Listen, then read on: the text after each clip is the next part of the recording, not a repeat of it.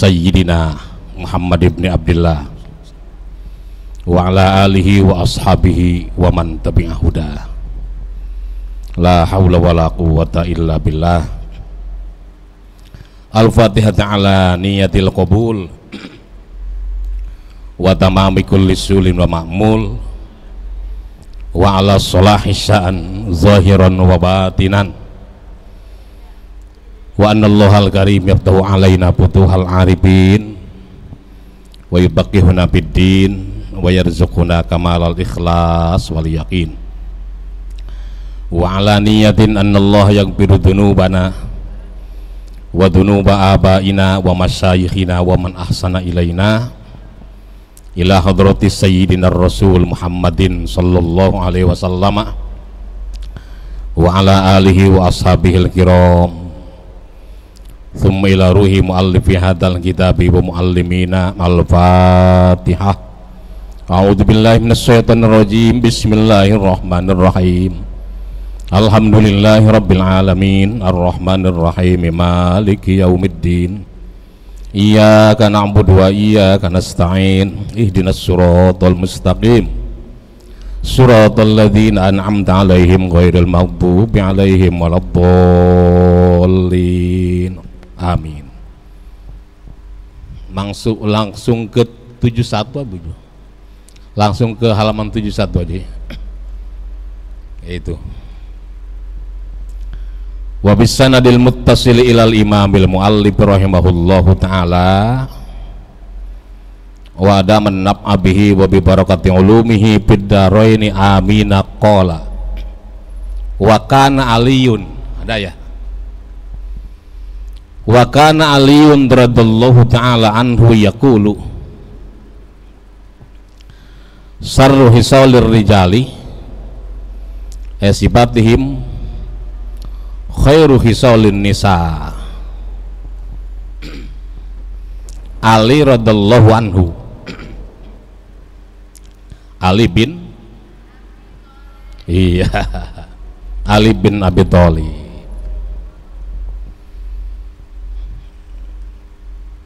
Abu Thalib itu siapa?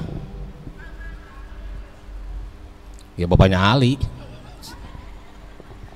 Bapaknya Ali, paman Rasulullah sallallahu alaihi wasallam.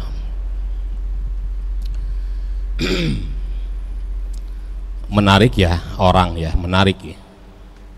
Ala kulli hal segala sesuatu itu terjadi berdasarkan kudrat iradat Allah Ta'ala. Enggak kurang-kurang rasa sayang Abu Thalib terhadap Rasulullah sallallahu alaihi wasallam sebagai keponakannya. Enggak kurang-kurang juga dia berkorban harta untuk mendukung perjuangan menegakkan agama. Ali gitu. Abu Thalib gitu. Diasuh itu Nabi dari kecil, sepeninggal ibunya, sepeninggal kakeknya, kemudian diasuh oleh Abu Thalib. Sayang banget ke Nabi, sayang banget. Apa yang terjadi?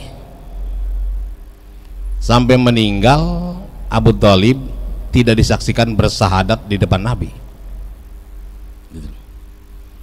Artinya meninggalnya bukan dalam keadaan Islam. Unik ya.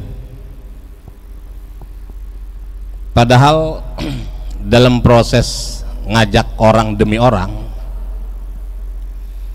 berdakwah ke kaum anu, ngajak sipulan, yang ada di pikiran Nabi adalah kapan saatnya pamannya bersahadat. Orang lain lagi gitu. Yang Islam, paman saya kapan gitu. Gitu loh ya. Maka kemudian Allah turunkan ayat tuh, innaka la tahdi man ahbabta walakinnallaha yahdi may yasha. Muhammad, kamu tidak bisa memberikan hidayah kepada orang yang kamu cintai. Maksudnya kepada Abu Thalib. Walakin Allah yahdi may yasha, Allah yang memberikan hidayah sama siapa aja yang dia mau. Lebahan orang lain pada iman, giliran pamannya gitu loh ya, yang ngasuh dia, yang dukung dia dalam perjalanan dakwah, kagak iman sampai mati. Sampai mati. Ini ayatnya ya. Sampai dalam satu riwayat Sayyidina Ali ketika mengabarkan kematian bapaknya ke Rasulullah sallallahu alaihi wasallam, apa dia bilang? Ya Rasulullah, ammu qaddallu qad mata. Ya Rasulullah, pamanmu yang sesat udah mati. Maksudnya bapaknya. Sampai dalam proses sakaratul maut disamperin sama Nabi biar terakhir kali dia ngucapin la ilaha illallah. Kalau kata kita ditalkin ya, kalau orang lagi sakarat nggak mengapan dituntun biar ngucapin la ilaha illallah. Jangan dituntun suruh nyebut bang, nyebut apa gua, contohin la ilaha illallah. Kata Nabi, ya ammi kul la ilaha illallah kalimatan wahajul kabiha indallah. Paman, tolong ucapin la ilaha illallah sebagai kalimat yang nanti bisa saya jadiin alasan di depan Allah buat ngebilain paman biar masuk surga gitu loh ya. Kagak ngucapin. Inni lasaufa amutu ala millatil asyakh. Aku mau mati bawa agama nenek moyang aja. Ini mahalnya hidayah. Kita mah saudara bukan sama Nabi, ya kan? Ketemu kagak, tapi alhamdulillah dapat hidayah. Syukuri. Nah itu sebab nikmat terbesar iman ba'dal wujud qoblal ba'dal adam. Nikmat terbesar adalah nikmat iman setelah nikmat dilahirkan ke dunia. Nah Ibu ya, sekilas tentang Abu Thalib doang dulu, bukan mau ngebahas itu, bukan. Abu Thalib punya anak Ali radhiyallahu anhu, jadi disebutlah Ali bin Abu Thalib. Ali itu juga kemudian diangkat sebagai menantu Rasulullah sallallahu alaihi wasallam, suami dari putri Rasul bernama Fatimah binti Rasulillah sallallahu alaihi wasallam. Fatimah, bukan Fatime. Oh Fatime, ampe tuwe jadi jande. Ngapa jadi nyanyi?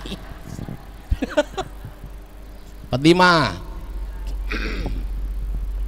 sahabat besar, sahabat yang paling setia, orang yang masuk pada kelompok anak-anak yang pertama masuk Islam. Kata Ali begini, sarru hisalir rijali khairu nisa'in nisa, khairu hisalin nisa. Sejelek-jelek keadaan atau sifat seorang laki-laki sekaligus menjadi sifat terbaik perempuan. Paham gak nih?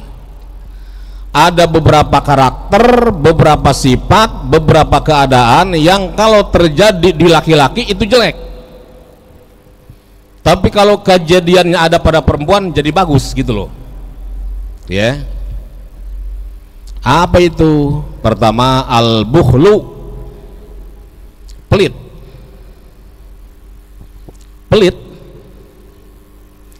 Wa huwa man usaili mimma yabdulu, pelit itu nggak mau ngasih padahal punya lebih.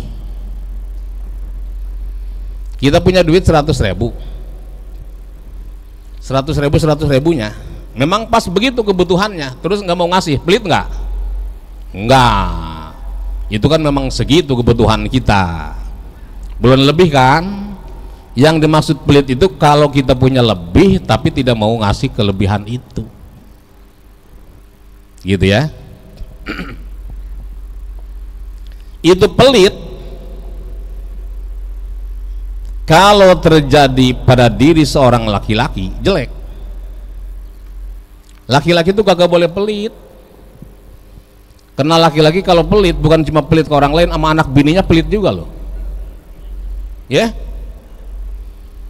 Jadi kalau udah pelit ke semua jadi pelit ya, ke anaknya pelit, ke bininya pelit. Bini kalau belum beberekan minta duit belum dikasih, saya mah bini nih tibang ngedip doang saya kasih duit. Ngedip doang, kan tahu arti ngedipnya, kapan waktunya.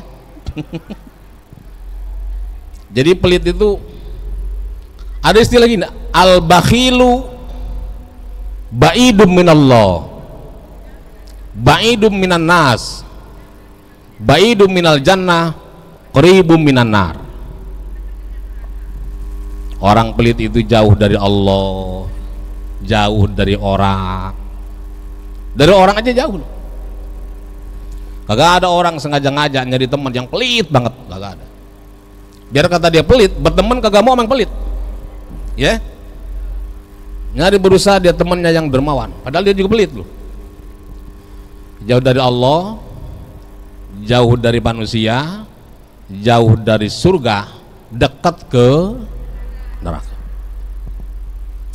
Dekat aja dulu, ntar kalau dirubah jadi dermawan jadi jauh nih. Itu pelit kalau terjadi pada sifat seorang laki-laki dianggap jelek, tapi kalau terjadi pada perempuan dianggap bagus. Berarti perempuan harus mari kita pelit.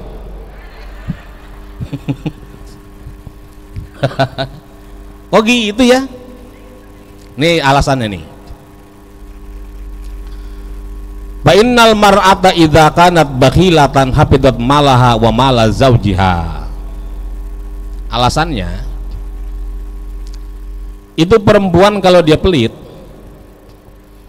dia bakal bisa ngejaga hartanya dan harta suaminya, gitu loh ya.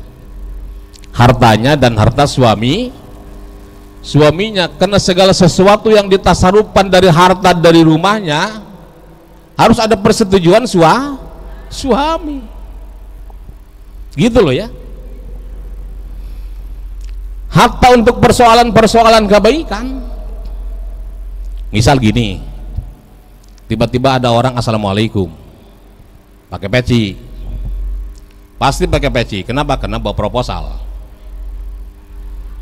mau minta sumbangan. Emang ada orang minta sumbangan pakai topi doang, tato kesini kelihatan, gambar gemplong lagi tatonya di sini nih?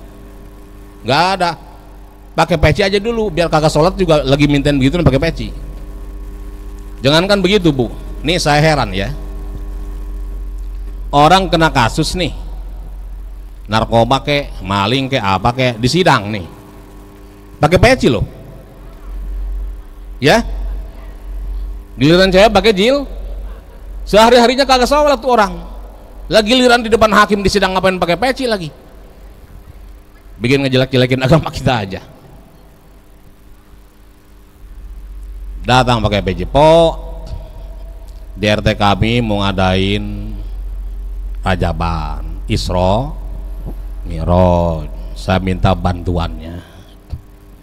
Cuman Pak RT bilang seorang harus 50.000 misal. Itu istri harus minta izin,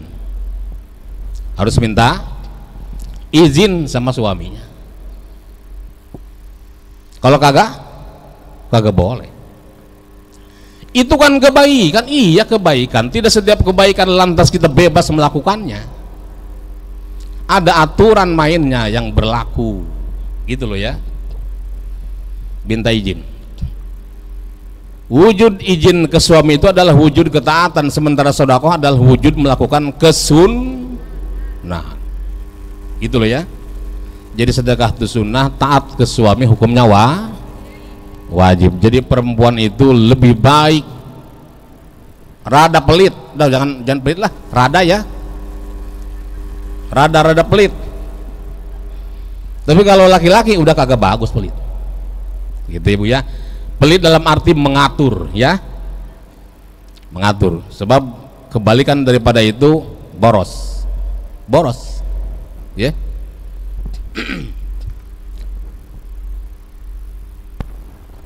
Wazahwu, yang kedua az-zahwu, al-i'jabu bin nafsi.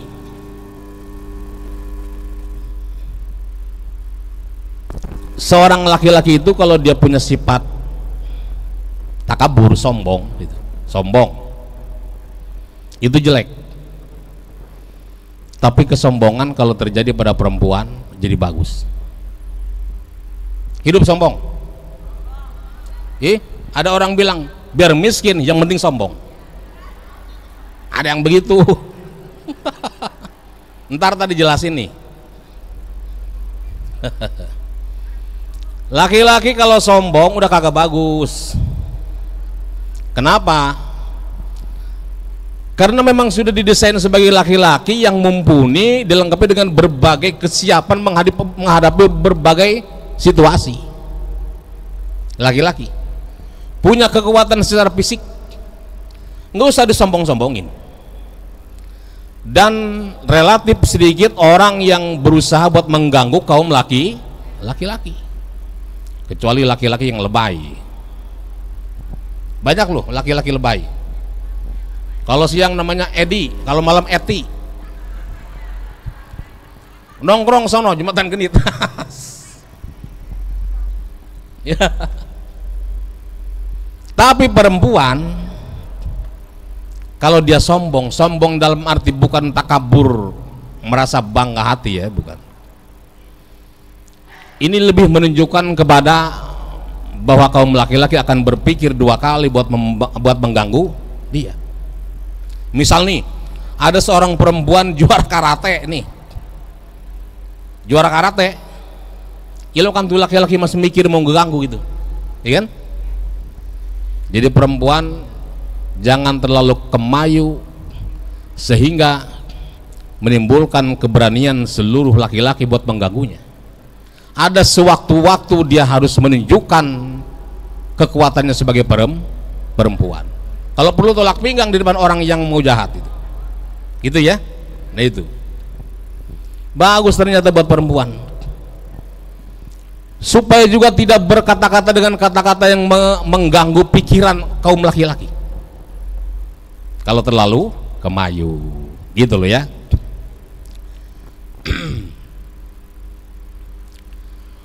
Wal jubnu, yang ketiga dhaifatul qalbi. Bagi seorang laki-laki tidak boleh jadi penakut. Sombong jangan, penakut jangan. Laki-laki ya, sombong jangan, penakut jangan. Tapi perempuan terlalu penakut jangan, gitu loh ya. Nah itu. Kalau jabana sifat dhaiful qalbi, lemahnya hati, jadi laki-laki itu kayaknya nggak punya keberanian apapun, itu nggak bagus. Buat nimbrung dengan masyarakat lain aja, tiba ngobrol dia kagak berani, malu. Nah itu sifat laki-laki yang kagak bagus. Tapi kalau itu terjadi pada perempuan, menjadi bagus itu. Ya. Terlalu terbuka jangan perempuan. Terlalu penakut pun jangan. Jadi sedang-sedang aja. Yang sedang-sedang saja. Ya. Nah itu kan ada lagunya, yang sedang-sedang saja.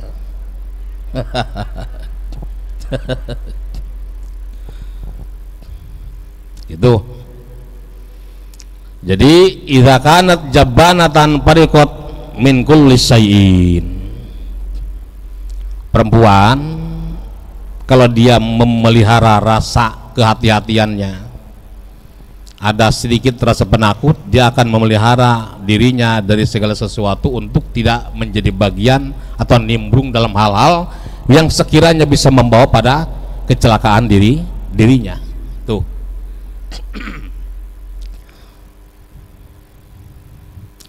Falam tahruj min baitiha wattaqat mawadi'at tuhami ad-dununi khafiyatan min zawjiha.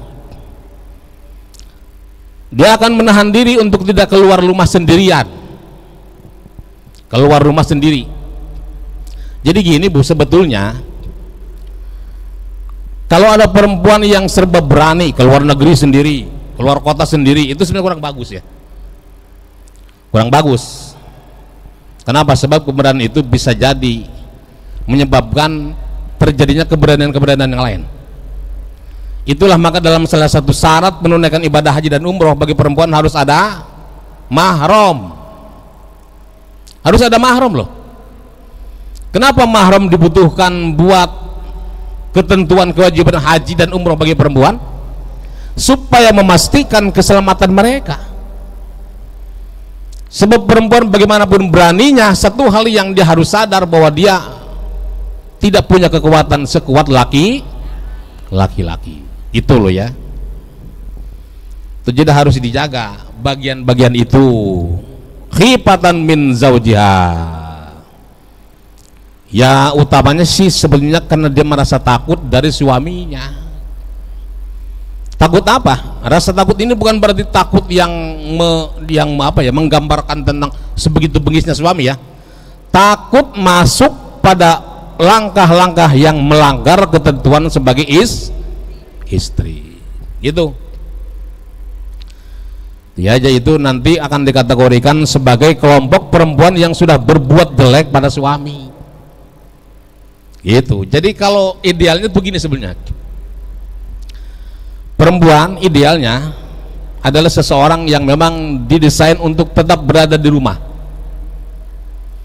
Sewaktu dia mau keluar ada izin suaminya.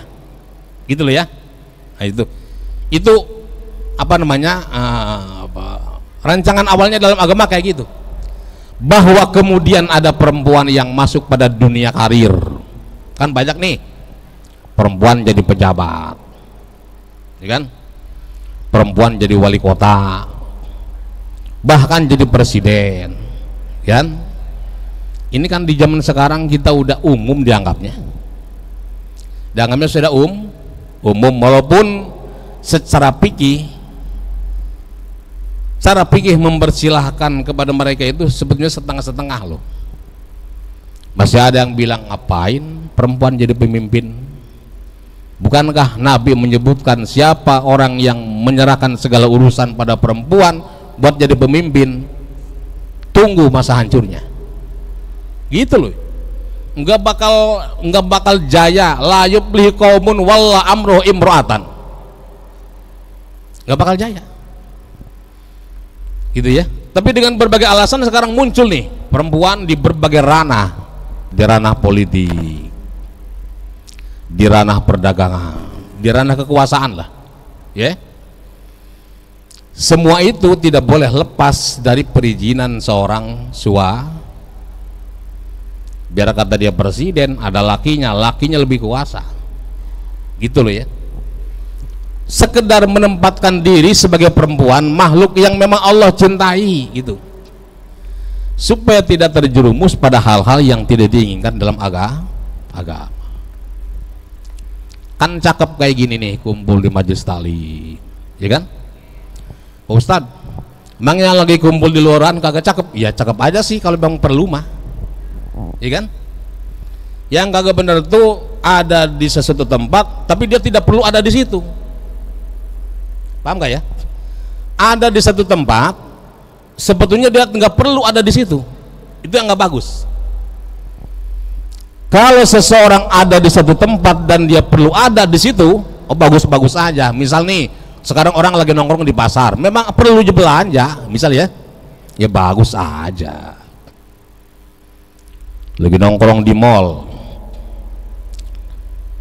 perlu belanja, bagus.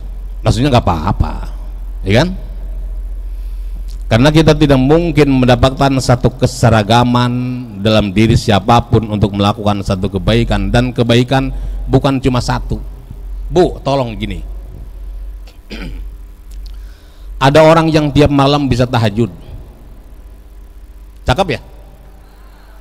Cakep. Mudah-mudahan kita termasuk ya.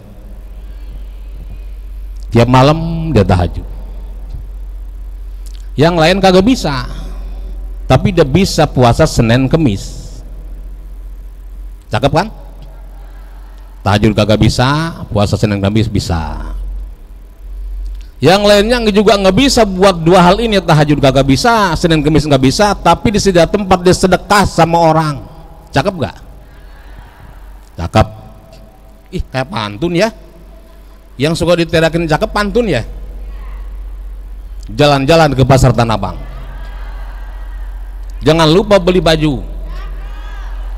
Kalau lupa beli baju, ntar balik lagi ke sono. Tahajud Senin Kemis sodako. Ada yang lainnya kagak bisa semua.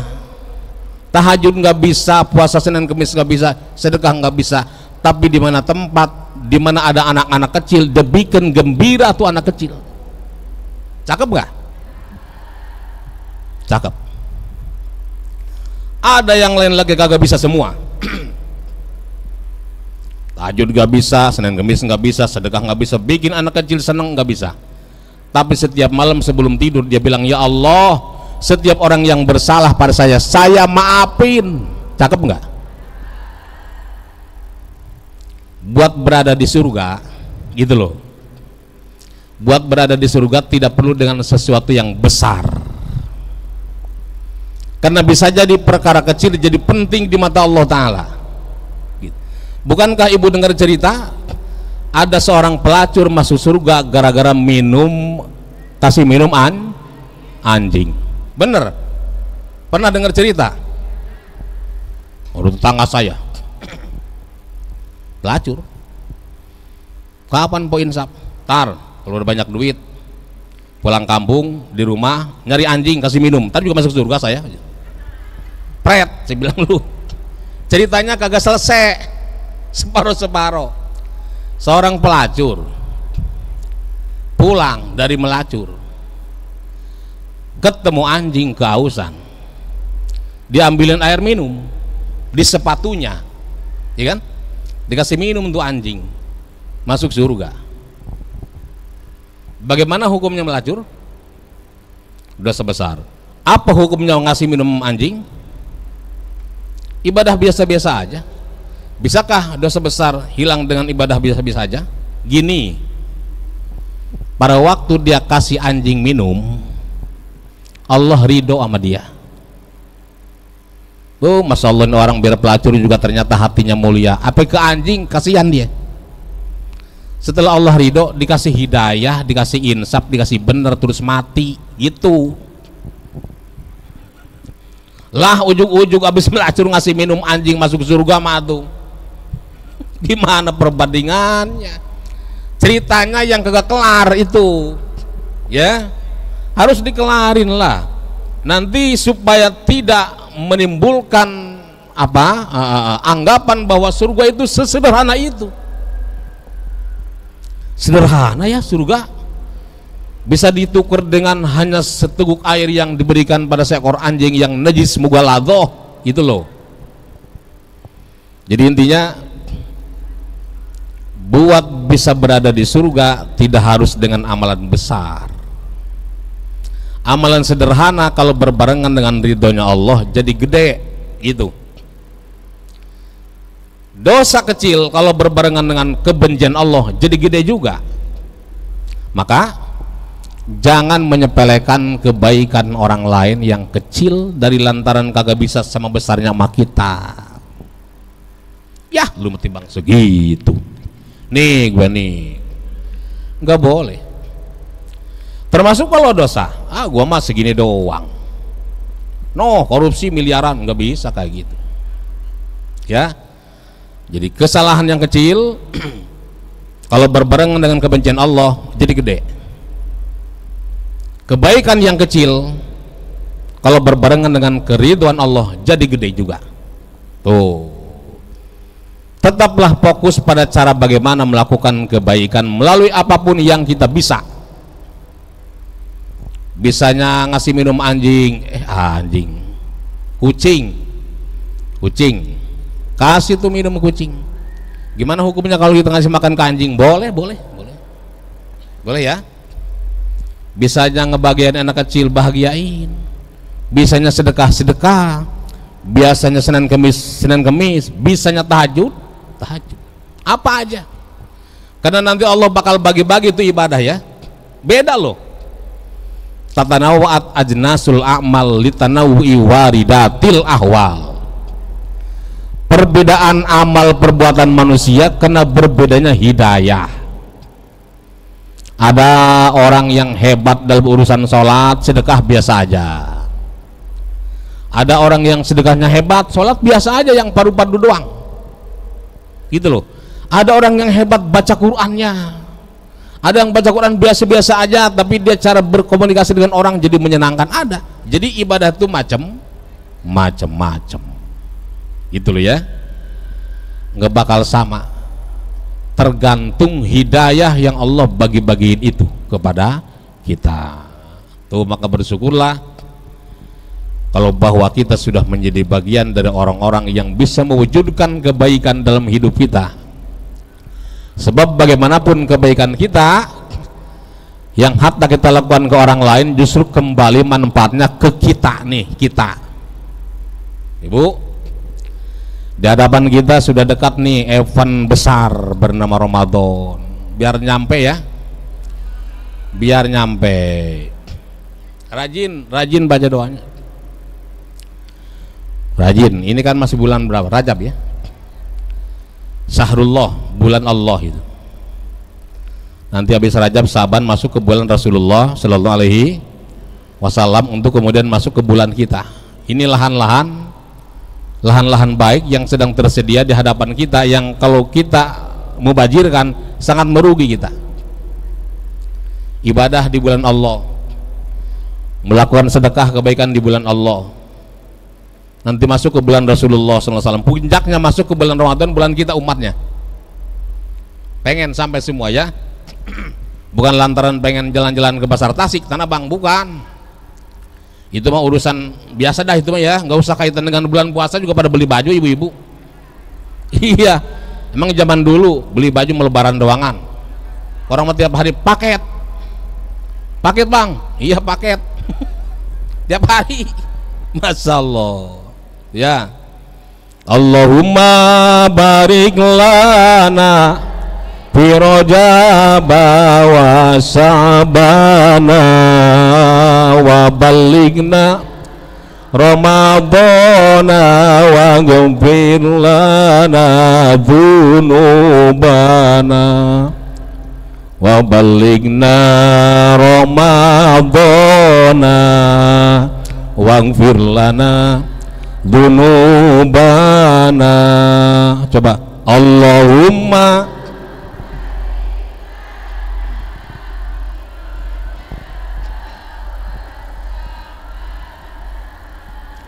wa ballighna Ramadana waghfir lana dzunubana wa ballighna Ramadana waghfir lana dzunubana. Bahasa dzunub ini yang dilantunkan barusan, kalau berbarengan dengan ridhonya Allah, terampuni dosa kita. Orang kalau terampuni dosanya, dibersihkan dosanya, kemudian mati, masuk surga. Yang mau mumpung diampunin, silahkan nih. Kalau udah keburu keluar, enggak terganggu lagi nih urusan. Biar pada sehat Bu ya. Sehatkan kita bulan puasa, ntar kalau sambil sehat puasanya juga enak ya, tarawihnya juga enak. Semangatnya luar biasa. Ibu-ibu, orangnya di mana, sajadahnya udah parkir. Sajadah siapa ini? Orangnya mau di mana tahu. Ya tapi biar gimana juga nggak apa-apa ya. Wujud dari sebuah kesemarakan yang selalu diperlihatkan tiap tahun, jadi sumringah kita semua ya. Nah, demikian ibu-ibu talim kita pada hari ini dari saya, nanti akan dilanjutkan oleh guru kita. Mohon maaf atas segala kekurangannya ya. Sekali lagi moga Allah berikan pengampunan atas kita, orang tua kita dan guru-guru kita. Wallahul muwaffiq ila aqwamit thoriq. Assalamualaikum warahmatullahi wabarakatuh.